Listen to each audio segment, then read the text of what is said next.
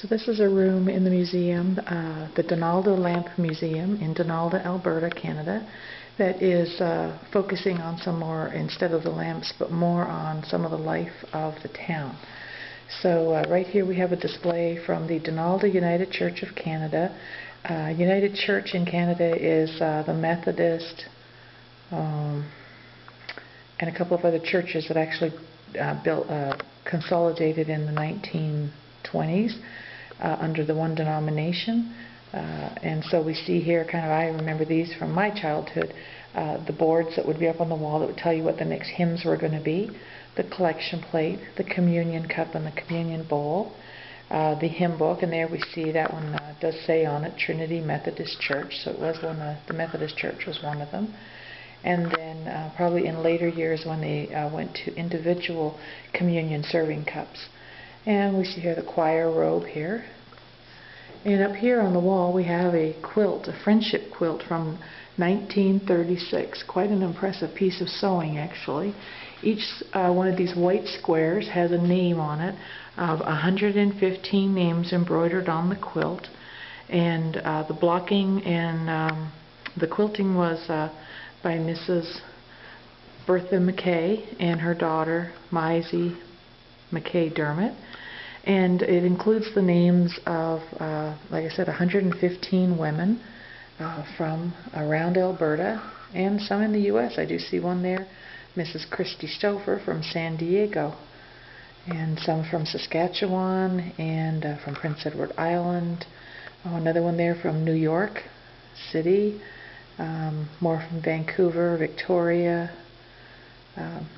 So that's pretty interesting.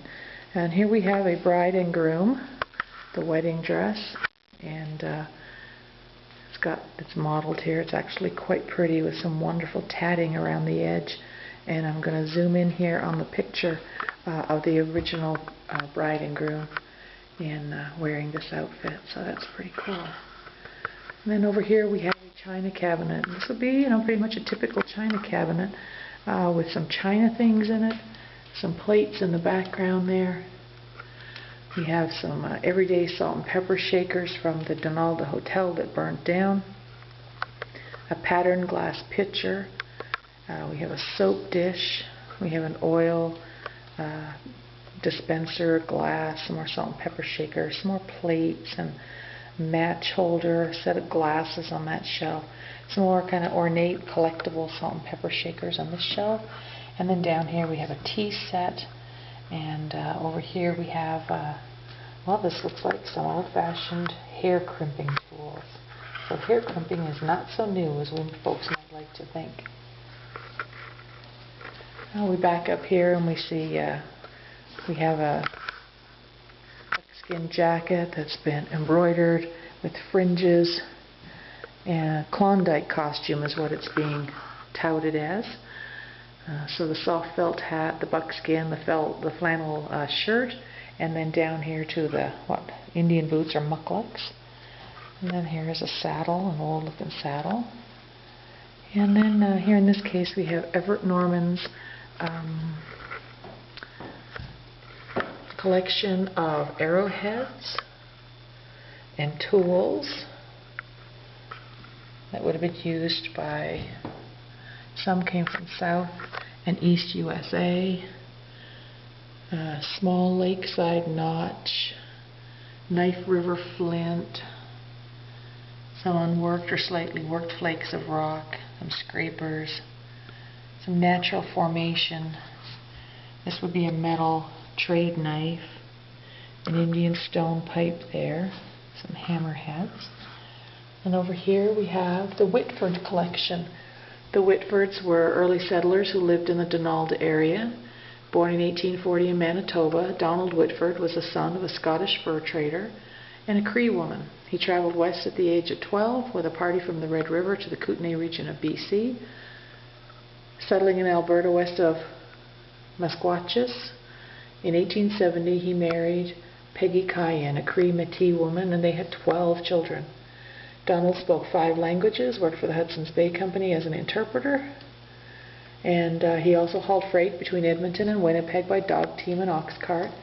In 1874, Donald and Peggy settled at Buffalo Lake at the Tall Creek Métis settlement before moving to the Donalda area. They died in 1927 and 28. So it says the objects in this case, including Peggy's beautiful quill and beadwork, which we see on the gloves, show the blend of Aboriginal and European influences in this. And then there's some more stuff here that we're going to see later on, but we can see items used and worn by Don Whitford and eyeglasses. Oh, and down here there's some family photos right there, and then there's the who's in the pictures right there. So that's an interesting thing to have as a family keepsake. Over here now we have another case, a buffalo skull, and some other things that they found at a Boss Hill campsite. Fur seal from Norway House and rosary beads, things that were found. Hudson's Bay Company had a trading fort at Boss Hill in 1870, and Francis Whitford was a factor at this trading post. About 1961, while on a picnic at Boss Hill, a group of local people began searching for the old trading post. It was located, as well as the traces of cabins, and during the summer they continued digging and sifting through these remains. So we see some of these other things here that they found. Okay. We have here an old butter churn, a wonderful water pitcher and basin that would have been in a bedroom. Here's an example of the washstand, along with some other pieces here, donated by Gerald and Darlene McKetsy. And here's an old Singer sewing machine, a treadle machine like the one that my grandmother would have used. We have an 1895 Montgomery Ward catalog. This is a replica. And then here's an old Eaton's catalog. In this case in the back, the sign says, "This uniform belonged to Elaine Hall. Please note the hat shape and small purse that were part of the uniform." So this was when she was in the military. And then back there is a lady all dressed up. Looks like she's going ready to go to church in her fancy embroidered dress. In the back is a piano there. Little girl. You can see the clothes ranges from just functional up to fairly decorative. Okay.